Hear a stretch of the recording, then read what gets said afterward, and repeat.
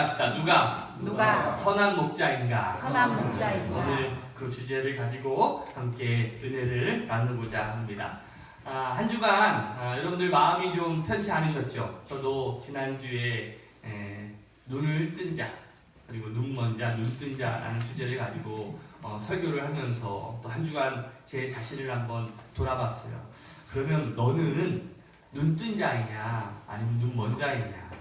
사실 제 마음속에 참 무거운 마음들이 많이 있었습니다. 답답한 마음에 어제 도저히 설교가 잡히지도 않고 아무것도 손에 잡히지 않아서 시청에 갔습니다. 좀 오후부터 이제 시청에 이제 가서 함께 외치기도 하고 함께 좀 돌아다니기도 하고 함께 으쌰으쌰도 하고. 사실 여러분들 잘 모르시겠지만 내가 대학교 다닐 때 운동권 출신이에요. 그래가지고 쇠파이프도 한번 들어보기도 하고 그다음 이렇게 깃발도 들기도 하고 갑자기 전에 들었던 그 민중 노래도 갑자기 가사가 막 생각이 나기도 하고 그런 추억도 좀 있었지만, 그러나 이제 제가 조금 이제 신학 목사가 되면서 저 약간 좀 기질은 보수 쪽으로 많이 돌아섰어요. 아직 제가 진보다 보수다 그런 거는 그렇게 색깔이 있지는 않습니다. 아마 여러분들 모두가 그런 답답한 마음을 가지고 갔을 텐데, 제가 그곳에 가서 느낀 거는 그거예요. 참 엄청 많은 사람들이 왔고요. 그 초등학생부터 중학생, 아니 깐난 애기까지 그냥 유모차 끌고 나온 그 모습을 보면서 참 이 한 나라의 지도자가 이렇게 중요하구나라는 생각을 갖게 됐습니다. 아마 이 땅에 정말 이 지도자의 필요성이 여러분들도 아마 깊이 느끼게 될 때인데, 오늘 이 본문의 말씀이 바로 그 말씀인 것 같아요. 우리의 삶이 목자의 삶을 살아가고 있느냐 아니면 사꾼의 삶을 살아가고 있느냐. 성경은요 우리들을 백성들을 양으로 비유하고 우리를 이끌어가는 지도자를 이 목자로 비유할 때가 많이 있습니다. 오늘 요한복음 10장은요 이 목자와 양에 관한 관계를 우리에게 알려주고 있습니다. 우리 3절과 4절 말씀을 보면 한번 같이 읽어볼까요? 시작. 문지기는 목자에게 문을 열어두어 양들은 그의 목소리를 알아듣는다. 그리고 목자는 자기 양들이 이름을 하나하나 불러서 이끌고 나간다. 자기 양들을 다 불러낸 다음에 그는 앞서서 가고 양들은 그를 따라간다. 양들이 목자의 목소리를 알고 있기 때문이다. 참 신기하죠? 그런데 양의 특징이 여러 개가 있습니다. 그런데 양의 특징 중에 가장 두드러진 특징은 뭐냐면 시력이 나빠요. 시력이 굉장히 나빠서 앞을 잘 볼 수 없어요. 그런데 참 신기한 건 어디 한 군데가 안 좋으면 어디 한 군데는 참 좋아. 자, 보통 시력이 안 보이는 사람은 뭐가 좋습니까? 네, 청각이 좋죠. 양도 그래요. 양도 시력이 좋지는 않지만 이 청각이 굉장히 좋아요. 근데 얼마나 이 청각이 좋은가 하면 보통 이스라엘이 이제 목장에 산에 가가지고 양을 방목하기도 하지만 대부분은요 그 집 안에서 마을에서 이 양들을 관리합니다. 그런데 자기 양이 이렇게 땅이 큰 게 아니기 때문에 자기 양만 가지고 있는 울타리가 있는 게 아니라 이 사람, 이 목자, B 목자, C 목자 그 양들이 다 한데 어우러져서 이렇게 살아요. 참 신기한 건 그 목자가 그 많은 양들이 있는데 내 양들을 안다라는 거죠. 다 똑같이 생긴 양 같은데 내 양, B 집의 양, C 집의 양 그걸 구분할 수 있다라는 것이고, 더 대단한 건 그 양도 자기의 목자의 음성을 구분할 줄 안다라는 거죠. 참 대단하지 않습니까? 양이 목자를 신뢰할 수 있다는 것은요 이런 거죠. 어떤 좋은 일들이 계속 반복됐던 거예요. 어떤 일들이 반복됐을까? 목자의 음성을 듣고서 따라갔을 때 내가 푸른 초장에 가서 풀을 먹을 수 있었다. 목자의 음성을 따라갔을 때 안전할 수 있었다. 목자의 음성을 듣고 잘 따라갔을 때 내가 맛있는 물을 마실 수 있었다. 그러면 100% 그 목자를 신뢰하면서 따라가지 않겠습니까? 거꾸로 내가 이 목자를 따라갔더니 그냥 생고생만 했더라. 내가 이 목자를 따라갔더니 배만 고파가지고 거의 죽을 둥 살 둥 했더라. 이러면 그 목자를 신뢰하겠습니까? 아니죠. 이 양들은 그 목자의 음성을 계속해서 기억해내는 거예요. 아, 바로 저 사람이 내 주인이고 저 사람은 신뢰할 만한 사람이고 내가 믿고 따라갈 수 있는 사람이구나. 저는 오늘 우리의 삶을 이끌어 주시고 우리의 삶을 인도해 주시는 우리의 선한 목자 되시는 그 예수님을 여러분에게 소개하려고 합니다. 어떤 인물에 대해서 우리가 그 사람을 알고자 할 때 가장 먼저 그 사람은 누구인가 라는 질문을 던지죠. 요즘에 저를 만나는 분이 저를 뭐라고 누구를 닮았냐라고 막 얘기를 해요. 요즘에 대세 아나운서 아세요 혹시? 김모 씨. 제 목소리랑 비슷하다고. 전혀 떠오르는 사람이 없는 거죠 지금. 그 복면가왕의 MC인데 김성주랑 그렇게 제 목소리가 닮았다고. 그러면서 꼭 덧붙이는 말이 있어요. 매력적인 목소리입니다. 아니면 말고 굉장히 오늘 좀 우리 사회가 이렇게 침울해서 그런지 몰라도 우울해. 심각해. 맞으면 맞다고 좀 하시고 아니면 아니다라고 좀 얘기하시고 그 아멘까지 해드리는 거고. 하여튼 김성주 목사, 김성주 목사인가 아버지가 목사인가 그러죠. 이제 비슷하다는 얘기를 들어요. 근데 제가 참 이게 초창기 때는 누구를 닮았다는 얘기 많이 들으냐면 이경규. 이게 조금 흥분해서 막 말하면 이경규랑 말을 좀 비슷하게 한다라고 이렇게 하는데 저는 이왕이면 전자가 좋습니다. 김성주가 좋지 이경규는 별로 좀 그래요. 그래서 일부러 살을 찌우는 이유가 바로 거기에 있는 것 같아요. 자, 그렇죠. 어떤 사람을 보면서 그 사람은 저 사람을 좀 닮은 것 같기도 해. 그래서 요즘에 뭐 페이스북 같은 거 보면은 닮은 꼴 연예인 해가지고 뭐 김성민 같은 애는 막 원빈 그림이 막 뜨고 막 그러잖아요. 네. 그리고 이제 나를 소개하기 위해서 남자들은 딱 제일 먼저 뭐예요? 제가 지갑이 없는데 지갑을 딱 꺼내가지고 뭐 돈이라도 주면 참 좋은데 돈 주면도 좋은데 갑자기 돈 말고 이만한 거 하나 줘요. 그게 뭡니까? 명함이라는 거 줬죠. 아무개, 뭐 직분, 뭐 그렇죠? 그 명함을 주면서 그 자신의 그냥 직장을 알려주고 또 직함을 알려줘요. 보통 명함을 주는 분들은 좀 있는 분들이 좀 주는 것 같아. 조금 나 좀 알아봐줬으면 하는 사람. 저는 별로 명함도 없어요. 그냥 가가지고 목사입니다. 그러면 뭐 그럽니까? 이렇게 이야기하는 사람들도 있고. 그런데 참 중요한 것이 있어요. 그 사람이 누구인가를 우리가 알 때 이 질문만으로는 부족하다는 것이죠. 그 명함에 있는 내용, 내가 누구를 닮았다라는 그 내용 가지고는 부족하다는 것이에요. 그가 누구인가라는 질문과 함께 반드시 물어야 될 질문 하나가 있는데 그건 뭐냐면 그가 어떤 사람인가라는 거예요. 이게 중요해요. 우리는 그가 누구인가에만 집중을 하죠. 그래서 명함을 보는 순간에 CEO다라면 왠지 그 사람한테 위축이 들고 약간 좀 주눅 들 때가 얼마나 많이 있습니까? 그러나 그럴 필요가 없다라는 게 뭐냐면 그 사람이 누구인가를 부를 때 반드시 뒤따라야 될 것은 그가 어떤 사람인가라는 것이 중요한 거예요. 그게 중요해요. 그가 어떤 사람인가. 거꾸로 여러분들 스스로에게 물어보세요. 조금 내가 그냥 갑자기 내 영혼을 잠깐 빼놨다가 그 영혼이 나를 바라보면서 야 나는 정말 어떤 사람인가? 나는 영동중학교 3학년 1반 14번 김정민입니다. 그게 아니라 정말 나는 어떤 사람인가를 한번 물어봐야 될 것 같아요. 한번 스스로에게 한번 물어보세요. 나는 김도재의 엄마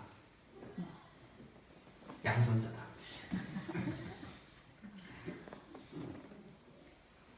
말 뒤늦게 않는 아들을 두고 있다. 아니 지금 그 사람이 그 사람이라고 얘기한 거 아니에요? 다른 사람이에요. 나는 쌍둥이 엄마다. 나는 누구누구의 엄마다. 그거 말고 정말 나는 어떤 사람인가를 한번 물어봐야 돼요. 어떤 사람인가? 누가 선한 목자일까요? 선한 목자는요, 생명에 집중하는 사람이 선한 목자입니다. 어떤 사람을 만날 때 그 사람은 그 사람이 어떤 사람인가를 유심히 볼 때 콩고물을 딱 뺏어 먹는 사람이 있어요. 어떤 사람은 콩고물을 주는 사람이 있어요. 함께 먹는 사람도 있고. 그렇죠? 이 사람과 만나면 그냥 뭐 특별하게 하지 않아도 그 사람과 있는 그 자체가 좋아. 그 사람과 얘기하는 게 좋고 그래요. 근데 어떤 사람과 있으면 꼭 무언가를 자꾸 이용하려고 하고 무언가를 자꾸 이제 하려고 하는 그 모습이 보여. 힘들어. 그런 모습들이 우리 가운데, 인간 가운데 분명히 있을 텐데 제가 성경을 묵상하면서 깨닫는 것 하나가 있어요. 제가 성경을 계속 읽어보면서 또 예수님에 대한 발자취를 돌아보면서 제가 참 느끼는 것은 그거예요. 뭐 성경에 나타나 있는 그 한계도 있긴 있겠지만 예수님께서 하신 일보다 하시지 않은 일들이 참 많이 있구나. 이 말이 굉장히 중요합니다. 예수님이 하신 일들이 많이 있지만 그보다 더 중요한 건 하시지 않은 일이 굉장히 많이 있다는 거예요. 여러분 예수님은요 전능하신 분이십니다. 그렇죠? 하늘과 땅의 모든 것을 마음만 먹으면 하실 수 있는 분일까요? 아닐까요? 하실 수 있는 분이시죠. 마음만 먹으면 사람들을 얼마든지 모을 수가 있습니다. 마음만 먹으면 모든 사람들의 인기를 누릴 수 있었습니다. 마음만 먹으면 왕도 될 수 있었습니다. 마음만 먹으면 막 슈퍼맨처럼 망토를 막 휘날리면서 이 세상을 막 날아다닐 수도 있었을 거예요. 그런데 놀라운 것은요, 예수님께서 그렇게 하실 수 있었는데 그렇게 하지 않으셨다는 거예요. 오늘 우리가 지도자들의 모습을 보면서 왜 우리가 실망하고 왜 우리가 상처를 받습니까? 분명히 그들에게 그렇게 할 수 있는 능력이 있다는 것을 알지만 그 훌륭한 지도자들은 그것을 나의 것을 착취하기 위해서 그 권력을 쓰지는 않아요. 권력이 있음에도 불구하고 그 권력을 참고 하지 않는 것, 그게 진짜 지도자 아니겠습니까? 만약에 여러분들이 대통령이라고 생각을 해보시고 여러분들이 그러한 CEO라고 생각을 해보시고 여러분들이 그러한 능력이 있는 사람이라고 해보세요. 제가 보기엔 이 중에 그보다 더했지 덜한 사람은 없을지도 몰라요. 내가 그렇게 할 수 있는 능력이 있다면 이것저것 다 해가지고 올려고 하는 그 욕심이 우리 가운데 자리 잡고 있어요. 그런데 중요한 건 그거예요. 그렇게 할 수 있는 힘이 있어도 그렇게 하지 않는 것. 저는 그게 진정한 선한 목자라는 것이죠. 왜 그 사람이 그렇게 할 수 있는 능력과 힘이 있음에도 불구하고 그렇게 하지 않을까요? 목적이 있기 때문에 그래요. 목적. 좋은 지도자, 좋은 정치가는 내가 그러한 권력이 있지만 그렇게 하지 않습니다. 왜? 그게 백성을 살리기 때문에 그렇죠. 좋은 목자도 마찬가지입니다. 바로 이 양들의 생명을 위해서 자신이 누리고 싶은 것들, 자신이 하고 싶은 것들을 과감하게 포기할 줄 알아요. 목적이 있다는 거죠. 그 목적이 뭡니까? 우리 10절 말씀이에요. 10절 말씀을 제가 읽어봐 드릴게요. 도둑은 다만 훔치고 죽이고 파괴하려 오는 것뿐이다. 나는 양들이 생명을 얻고 또 더 넘치게 얻게 하려고 왔다. 예수님의 목적은요, 우리 양들을 더 풍성하게 채우게 하기 위해서 오셨다는 것이죠. 반면에 삭군은 어떻습니까? 빼앗고, 그렇죠? 죽이고 파괴하기 위해서 온다는 것이죠. 오늘 우리들의 지도자들을 한번 보세요. 야, 저 사람들이 삭군인가? 저 사람들이 진짜 목자인가를 구분할 수 있는 게 바로 거기에 있는 거 아니겠습니까? 내가 할 수 있지만 과감하게 하지 않는 것. 그 이유는 하나. 그 양들에게 생명과 풍성함을 주기 위해서 아니겠습니까? 예수님의 목적은요, 바로 영혼을 살리기 위함이었어요. 그 영혼을 풍성하게 하기 위함이었어요. 그래서 그 목적 때문에 다른 능력이 있다라고 할지라도 그렇게 하지 않았다는 것이죠. 우리 성도는요, 성도를 우리가 헬라어의 의미로 이렇게 표현해요. 부르심을 받은 자라고 표현합니다. 여러분들은 부르심을 받았어요. 무엇을 위해서 부르심을 받았냐?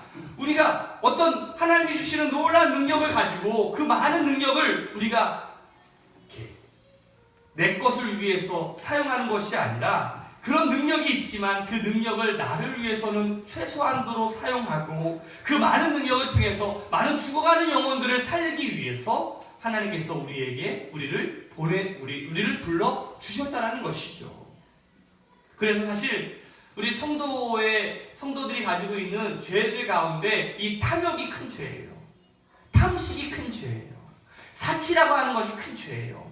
방탕이라고 하는 것이 큰 죄예요. 성경은요, 우리를 청지기라고 부르고 있어요. 청지기. 그럼 청지기의 의미가 뭔지 아시죠? 내게 아니라는 거죠. 이건 나에게 맡겨주신 거라는 거예요.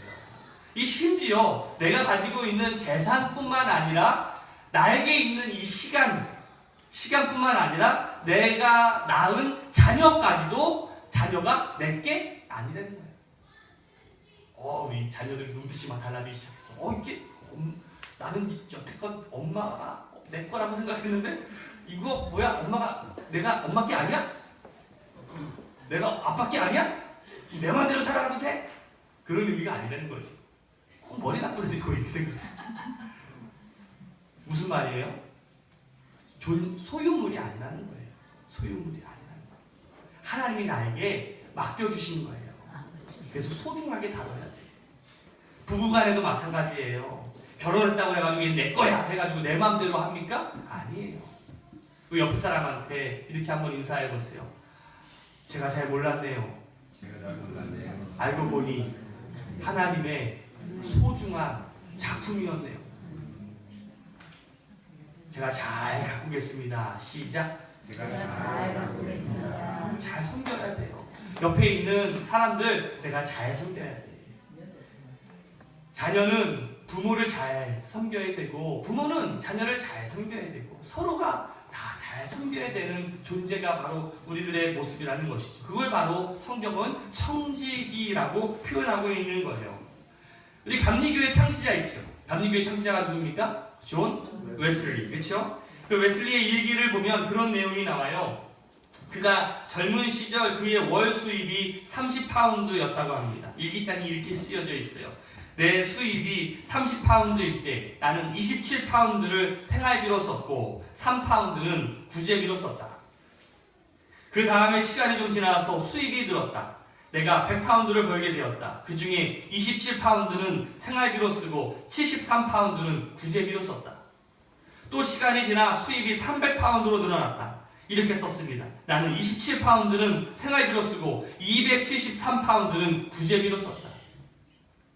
지금 웨슬리의 수입이요, 처음에 30파운드에서 300파운드로 무려 10배가 늘어났어요. 그런데 여전히 생활비는 27파운드였어요. 그러나 구제비는 계속해서 늘어갔다는 것이죠. 어떻게 이런 인생을 살 수가 있었을까요? 그가 바로 자신이 청지기라고 하는 그 마음을 깨달았기 때문에 그런 거 아니겠습니까? 마틴 루터는 우리에게 이렇게 이야기합니다. 돈 지갑이 회개하지 않은 사람의 회개는 믿지 않는다.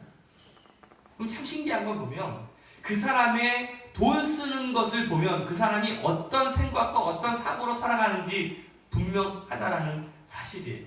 요즘 시대가 너무 좋아져가지고 카드를 쓰잖아요. 카드를 딱 쓰고 나면 이제 카드 명세서가 딱 날라오는데 그 표에다가 내가 사용하는 생활 패턴을 알려줘. 그래서 쇼핑에 썼으면 쇼핑 몇 프로, 그렇죠? 그리고 뭐 생활비에 썼으면 생활비, 음식, 여가, 문화, 뭐 영화 보고 했으면 문화, 레저 이게 다, 그렇죠? 자동차 관리 아주 그냥 너무 편하게 그냥 패턴까지 알려줘요. 여러분의 패턴은 어떻습니까? 고린도후서 9장 10절 말씀을 보면 한번 같이 읽어볼까요? 시작. 심는 사람에게 숨을 쉬와 먹을 양식을 공급하여 주시는 하나님께서 여러분에게도 씨를 마련하여 주시고 그것을 여러 갑절로 늘려주시고 여러분의 의의 열매를 증가시켜 주실 것입니다. 아멘. 자, 하나님께서 우리에게 주시는 것이 두 가지가 있어요. 하나는 먹을 양식이고요. 또 하나는 심을 씨예요. 하나님께서 우리에게 젊음을 주시고 시간을 주시고 재물을 주시고 또 여러 가지 능력을 주셨습니다. 그 안에 두 가지가 숨겨져 있어요. 먹으라고 주시는 일용할 양식과 심으라고 주시는 씨가 있다는 것이죠. 그런데 우리는 어떻게 하고 있습니까? 먹을 양식으로 줬던 것을 다 먹어버리고 그 다음에 심으라고 했던 씨까지 다 먹어버리는 것이 우리들의 인생이라는 것이죠. 하나님은 우리에게 심으라고 주셨는데 다시 말하면 우리는 직무유기를 하고 있다는 것이죠. 여러분은 어떻습니까? 여러분들의 시간, 여러분들의 모든 재물, 또 여러분들의 모든 가진 것들 그냥 다 먹으려고만 사용하고 계십니까? 아니면 그 가운데에 구별해서 하나님이 명령하신 대로 심고 계십니까? 심어야 됩니다. 그게 바로 선한 목자가 하는 역할이에요. 두 번째로는 선한 목자는 공평합니다. 공평하다라는 것이죠. 우리 교회 구성원을 보면 참 다양한 교인들이 있는 것 같아요. 우선 출신지로 강원도, 충청도, 전라도, 경상도, 제주도, 미국? 해외? 그렇죠. 그렇게 나눌 수도 있고 성씨로 김씨, 이씨, 박씨, 허씨, 그렇죠? 이렇게요. 전씨, 또 성 안 부르다 양씨, 삐지려나? 박씨 불렀나요? 또 누가 있어? 최씨, 아유, 다 불렀죠 이제. 차씨, 고씨. 봐요, 성씨 안 부른다고 벌써 이렇게 막 민원이 들어오잖아. 참 양반과 쌍놈으로 구분하지 않아서 참 다행이긴 하지만 학생들부터 어른들까지 이르기까지 참 다양한 교인들이 있습니다. 근데 이런 교인들도 있는 것 같아요. 그렇게 할 수도 있지만 목사한테 잘해주는 교인이 있고요. 목사한테 못해주는 교인이 있는 것 같아요. 안 그렇습니까? 명절 때 막 선물도 주고요. 식사 때마다 막 초대해 주시는 분도 있고 그런 분들도 있어요. 참 귀한 일이죠. 이렇게 교육자를 목사를 잘 섬기는 것은요 성경의 가르침이기도 해요. 이건 좀 낯뜨겁긴 하지만 갈라디아서 6장 6절 말씀을 보면 말씀을 배우는 사람은 가르치는 사람과 모든 좋은 것을 함께 나누어야 됩니다. 그러니까 여러분들 교육자를요 교인들이 이 목사를 함부로 대하지 않고 잘 섬기는 것은 참 중요한 일이에요. 목사가 거룩하기 때문에 성직자라고 부르는 것이 아니에요. 제가 막 거룩하고 막 이렇게 뛰어나서 그래서 성직자로 불리는 것이 아니라 목사라고 하는 목사가 하는 일이 귀한 일이기 때문에 성직자라고 하는 것이죠. 한번 옆에 사람한테 인사합시다. 목사한테. 잘합시다. 표정이 별로 안 좋아. 그런데 문제는 거기에서 끝나는 것이 아니에요. 제가 만약에 여러분들 목사한테만 잘해야 됩니다 라고 한다면야 사뿐이죠. 중요한 포인트가 여기에 있는 게 아니에요. 여러분들 오해하지 마시고. 자, 거기에서 문제가 끝나는 것이 아니라 목사도 인간이기 때문에 자기에게 잘하는 사람을 이뻐할 수 있어요, 없어요? 이뻐하겠죠. 자기에게 잘 대해주는 사람, 자기를 잘 대접하는 사람, 자기의 말을 잘 듣는 사람들을 이뻐합니다. 실질적으로 그래요. 제가 속이 좀 그래가지고 두고두고 쌓아두잖아. 그래서 막 부흥에 빠진 사람들 기대하고 막 기억하고 있다가 막 밥도 덜 주고 막 그래요. 그런데 실제 행동도 그렇게 한다면 사꾼이죠. 목사는요 자기에게 아무리 잘해주는 성도가 있다고 할지라도 자기가 갚아주려고 해서는 안 된다는 사실이에요. 그럼 누가 갚아야 됩니까? 누가 갚아야 돼요? 하나님이 갚아주셔야지. 참된 선한 목자는 어떤 모습입니까? 자기에게 유익을 주든 자기에게 피해를 주든 모든 사람을 하나님 앞에서 똑같이 대해준다는 것이 똑같이 공평하게 대해준다는 사실이에요. 제가 그걸 배워가는 것 같아요. 저 사람이 나한테 참 잘 못해도 똑같이 하나님께서 사랑하시는 그러한 양으로 생명으로 여기며 대해준다는 것. 그게 사꾼의 모습이라는 것이죠. 가끔 어떤 일꾼들을 세워놓으면 그 일이 어떤 섬김의 일임에도 불구하고 마치 하나님 앞에서 일하는 것이 섬김이 아니고 무슨 권력이라도 잡은 듯한 어떻게 직분을 이용해서 모든 감정을 풀려고 하는 사람들이 있어요.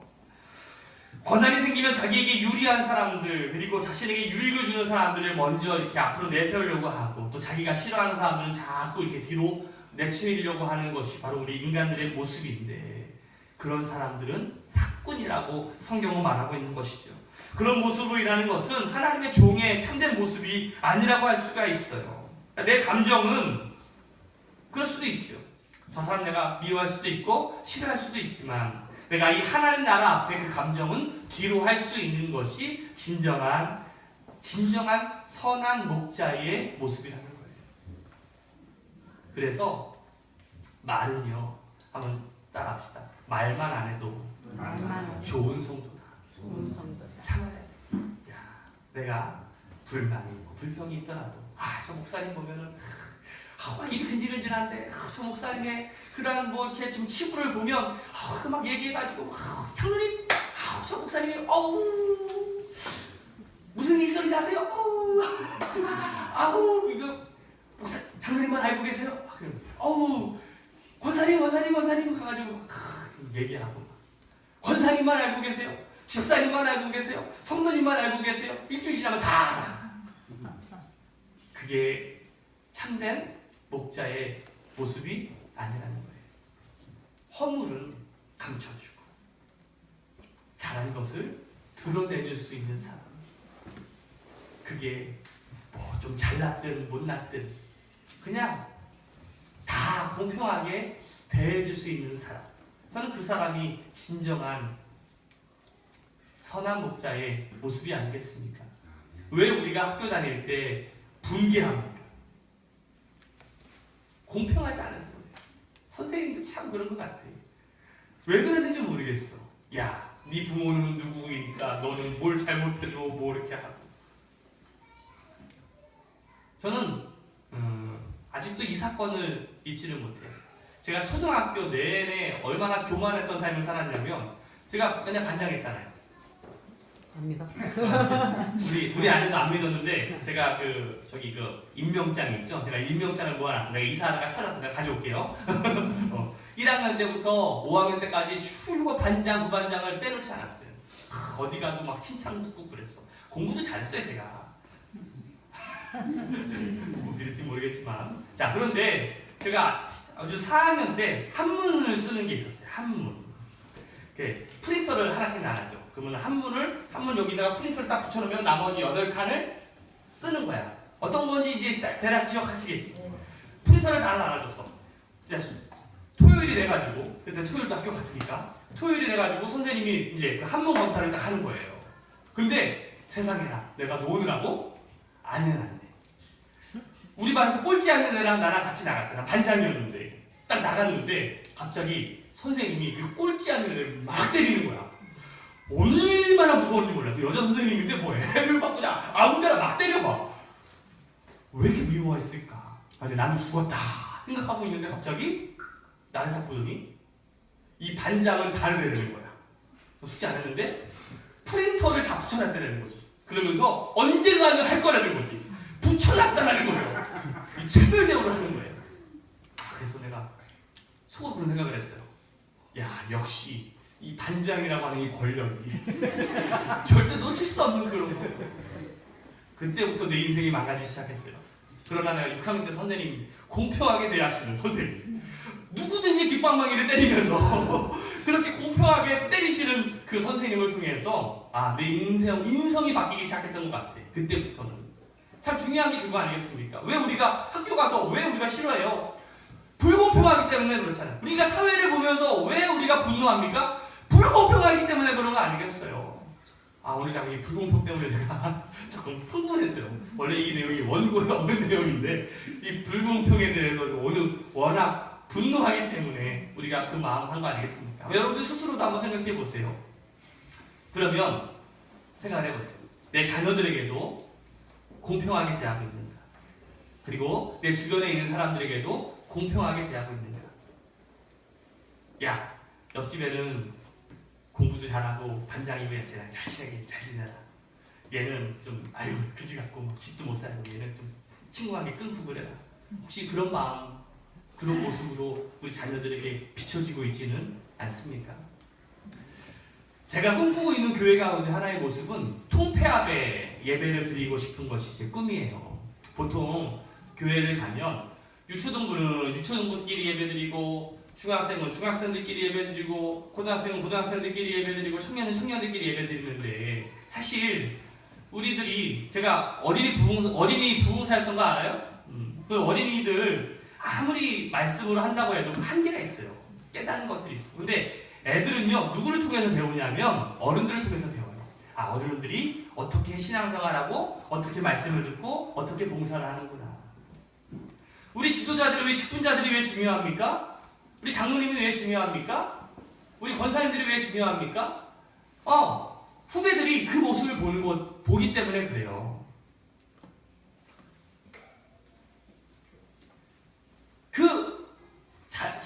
자녀들은 그 부모의 모습, 선배들의 모습을 보면서 배워가는 거예요. 그래서 이 예배의 모습에서 우리 어른들이 예배를 잘 드려야 되는 이유가 바로 거기에 있어요. 막 예배 드리는데 분주하고 막 내 할 일 다 하면서 막 한다면 그 나중에 자녀들도 똑같이 해요. 왜? 보고 배운 게 그러니까. 한번 따라합시다. 사람은 보고 배운 대로 그대로 합니다. 선한 목자는 공평하다라고 말씀을 드렸어요. 여러분들 공평할 수 있도록 여러분의 마음을 다스리시기를 주님의 이름으로 축복합니다. 마지막으로 선한 목자는요, 양들을 위해서 희생합니다. 11절 말씀을 보면 나는 선한 목자이다. 선한 목자는 양들을 위하여 자기 목숨을 버린다라고 말씀하고 있어요. 양들을 위해서 죽을 줄 아는 것이 바로 선한 목자라고 말씀하고 있는데, 우리가 하나님 앞에서 인정받고 복을 받았다는 것을 어떻게 증명하기를 원합니까? 예수 믿었더니 자녀가 축복받았고 대학 가고 부자 되고 뭐 이런 식으로 우리가 증명한다면 그 사람은요, 사꾼이에요. 왜 그렇습니까? 자신이 받은 이익으로 기독교를 증명하려고 하는 모습이기 때문에 그렇죠. 우리는 무엇을 통해서 내가 하나님의 일꾼이라는 것을 증명해야 됩니까? 나의 죽음을 통해서 그리스도인임을 증명해야 됩니다. 가끔 사꾼 같은 성도를 볼 때가 많아요. 예수 믿고 난 다음에 자기 자신을 증명하려고 하는 그 방식이 이 세상의 논리의 모습과 똑같아요. 세상에서 하던 방식으로 교회에서 휘둘러 보려고 합니다. 자기 세력을 모으려고 하는 그런 모습들이 있어요. 그게 사꾼이죠. 선한 목자는요, 양들을 위해서 목숨을 바친다라고 이야기하고 있어요. 진정으로 선한 목자가 되고자 하는 분들은, 다시 말하면 지도자가 되고자 하는 분들은 올라가면 올라갈수록 더 낮아지는 모습이 있어야 되는 거예요. 제가 항상 하는 얘기가 있어요. 장로는요, 권사보다 더 섬겨야 되고요. 권사는 집사보다 더 섬겨야 되고요. 집사는 성도보다 더 섬겨야 돼요. 교회 오면 누가 왕이 돼야 됩니까? 초신자들이 왕이 돼야 돼요. 그런데 우리는 거꾸로 할 때가 얼마나 많이 있습니까? 내가 장로인데, 내가 권사인데, 내가 집사인데, 내가 교회 나온 횟수가 얼마인데, 네가 뭘 알아? 그렇죠? 이게 세상의 논리 아니겠습니까? 세상의 논리는 이거예요. 내가 더 많이 배우고, 더 많이 경험하고, 내가 높은 직분에 있으면 더 높은 사람으로 휘둘릴 수 있겠죠. 하지만 하나님은 그거를 원하고 있지 않습니다. 왜요? 진정한 지도자, 진정한 목자의 모습은요, 양들을 위해서 희생하고 섬기고 심지어 목숨까지 내놓는 희생이 있다라는 사실이에요. 그래서 선한 목자는요, 포기하지 않습니다. 우리 16절 말씀 봅시다. 그럼 성경을 한번 보셔서 16절 말씀. 자, 거기 한번 읽어보세요. 나에게는 시작. 나에게는 이 우리에 속하지 않은 다른 양들이 있다. 나는 그 양들도 이끌어와야 한다. 그들도 내 목소리를 들을 것이며 한 목자 안에서 한 무리 양떼가 될 것이다. 아멘. 자, 주님께서는 우리에게 분명하게 말씀하고 있습니다. 교회 안에 주님의 양이 있고 교회 밖에도 주님의 양이 있다라고 분명히 말씀하고 있어요. 나는 그 양을 이끌고 와야 된다라고 예수님은 말씀하고 있죠.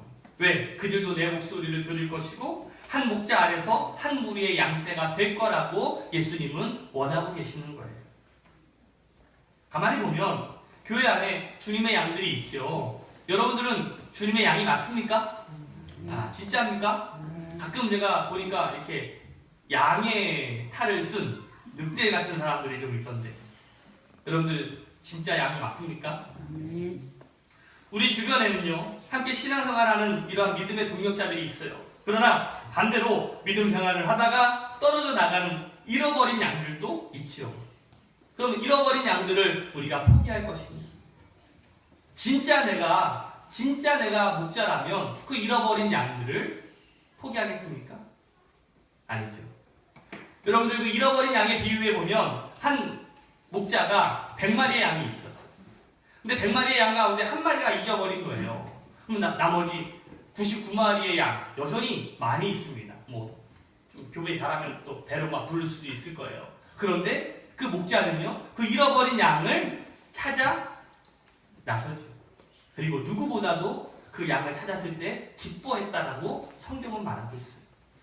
저는 오늘 여러분들이 그러한 마음을 갖기를 원합니다. 한 영혼을 향한 한 영혼을 소중하게 생각할 수 있는 마음, 한 영혼을 정말 귀하게 여길 수 있는 그 마음이 우리 가운데 있는가? 여전히 여러분들의 마음속에 이 목자의 마음이 있습니까? 아니면 나는 양이야, 나는 죽을 때까지 양만 할래, 그런 마음으로 살아가고 있습니까? 모 집사님께서, 제가 요즘에 비신자들을 위한 매력 있는 교회가 되었으면 좋겠다, 우리 새로운 교회가 정말 비신자들을 하나님께로 이끌고 그 주님 안에서 자랄 수 있는 교회를 만드는 게 내 꿈이다 라고 얘기를 했는데, 어떤 집사님이 걱정이 되셨는지 저한테 와서 이렇게 얘기했습니다. 목사님, 비신자의 그 범주가 뭡니까? 자기는 조폭들도 데리고 올 수도 있고 노숙자들도 데리고 올 수가 있다는 거예요. 그러면은 목사님께서 그 사람 감당할 수 있겠습니까? 얘기하는 거예요. 순간 막 고민을 하기 시작했어. 정말로 내가 그런 사람들까지 섬길 수가 있을까? 그러다가 우리 아내랑 한번 얘기했어요. 야, 난 그것까지는 아닌 것 같은데. 그랬더니 우리 아내가, 무슨 왜 그런 걸 당신이 걱정하니? 하나님이 하실 일이지. 왜 당신이 걱정하니? 전 감사해요. 목사가 믿음이 없는데 사모라도 믿음이 좋아서. 근데 제가 또 유심히 한번 생각을 해봤어요. 그래도 정말로 그런 현실적인 일들 가운데 그런 일들이 벌어지게 될 때 적어도 우리 가운데 범주라는 게 있어야 되겠다. 그 범주는 적어도 그 사람이 어떤 사람이든 간에 그건 상관이 없어요. 하지만 그 마음속에 이거죠. 그냥 단지 이용과 복지만을 위해서 오는 사람이라면 그거는 내가 보기엔 하나님께서 원치 않는 사람이 아닐지도 모르겠다라는 생각이 있었어요. 오늘 여러분들이 그런 비신자의 범위나 그것이 중요한 것은 아니지만 정말 우리가 선한 목자가 되어서 주변에 잃어버린 양들을 향해서 우리가 그리스도 생명을 전할 수 있는 믿음의 사람들 되시기를 주님의 이름으로 축원합니다. 기도하겠습니다.